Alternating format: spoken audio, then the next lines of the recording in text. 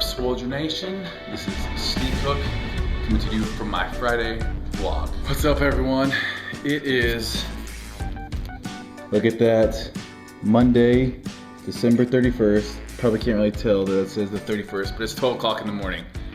I'm usually in bed by right now, and this is a one take, so if I sound slow, this is why. I'm usually sleeping, but I was actually waiting up for you guys. I was reading this month's issue of Men's Health, and I live in Boise, Idaho, and lo and behold, the best city for a guy in the US is Boise, Idaho. I know it's a little bit blurry, but I read that and I was like, dang, that's awesome. I've been in LA the last couple months, and the big reason for them ranking Boise, Idaho as the #1 city is we don't wait in traffic here, so we're happier. And I never knew what that was about until I moved back after coming from LA. It's so nice not to be in traffic.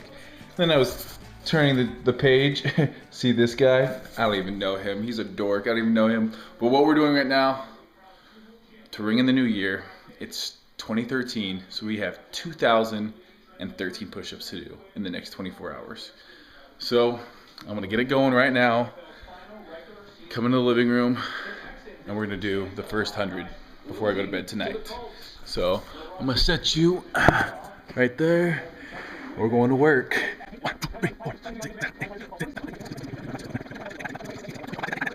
Right now it's Thursday night, and it's 11:45 at night. I'm so tired. I'm not gonna lie, I'm so tired. It's been a long couple days. I've been on the road traveling, trying to eat healthy on the road. Had some beef jerky and some almonds. Tonight though, I did screw up. I'm human, and I still have those sugar cravings because the last 6 weeks I've been eating like crap. I'm gonna show you guys what I had. Just so you know that I'm human. Yes, I am human. I had some bites of that chocolate cake. It was money. It tasted really good, but now I feel like shit. And then I had whatever that is. I guess it's vegan. My dad's vegan right now. He had hip surgery and wanted to lose a bunch of weight, so he went vegan. So I'm here visiting them for the holidays. So there's not a lot of protein in the house, but we do have banana squash.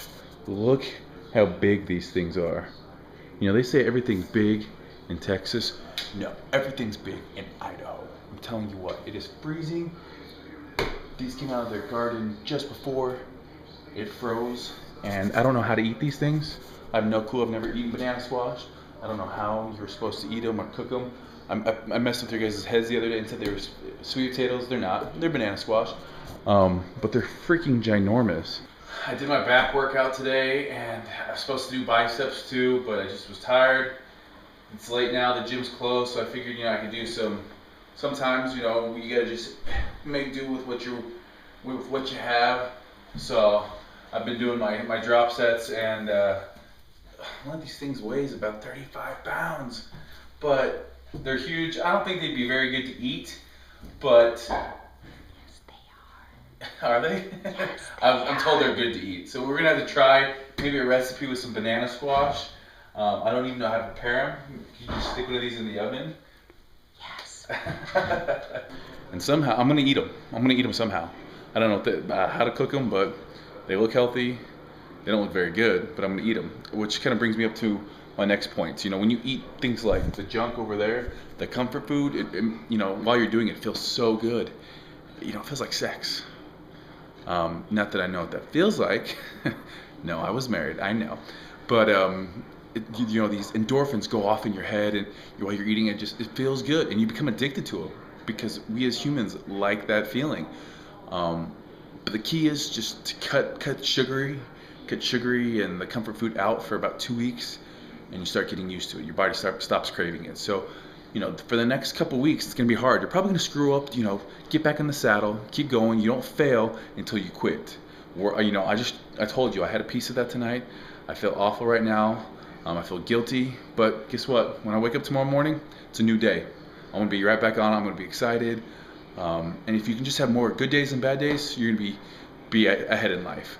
But anyhow, Monday is gonna be the next training video. We're gonna go over nutrition. We're gonna go over maybe the split, how to grocery shop, some things like that. But I'm really excited to be doing this with you guys. I think it's gonna be a blast. I love you. I love you. I love you. Buddy the Elf, what's your favorite color? But no, really, it's gonna be a good time. And I think that we're gonna see some really good results. You know, tonight I was looking at some old clips.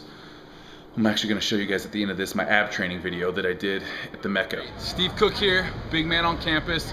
We're gonna be talking to you right now about ab training. So when you train abs, you hear a lot of different myths. You know, the frequency, the volume, do I use weight, do I not? You know, I look at it like this. I want to develop that perfect V taper. You know, I want a nice little tiny waist, broad shoulders. And where that comes from is hitting your abs regularly, but still giving them time to recover. Your abs are just like any other body part, and they need that time. So if you're always breaking them down, you're never building them back up. You're never getting stronger. Also, one thing to note right now, abs, they're made in the kitchen. 90% of the abs is your diet. You can sit there and do crunches till the cows come home, but if you don't have your diet in check, you will never have a nice developed ab. Also, people start talking about the lower abs, upper abs, obliques, serratuses. You have to do different movements to train all these things, but there's not one exercise that specifically will target only one area. Even though you're doing maybe a reverse crunch, where you're hitting the lower abs, you're also still going to be hitting the upper abs a little bit as well.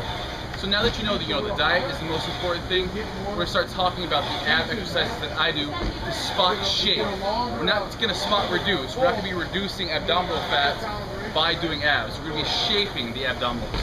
And what I mean by that is when you're building the muscles in certain areas, so you're still going to have that fat over your abs.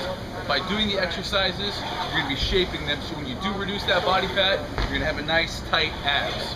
A couple of the ab exercises I like: hanging knee ups, ball crunches, just a reverse crunch, either laying flat or on a decline board, normal ab crunches, broomstick twist. The reason I switch it up regularly because abs, just like any other body part, are going to become adaptive. If you're training them 3-4 days a week, like I do when I'm in contest prep, I train them 2 to 3 days if I'm not in contest prep. But if you're training them that often, your abs are going to get used to the exercises you're doing. One of the ones I love to do, windshield wipers. Start out here, and just bring your abs all the way around.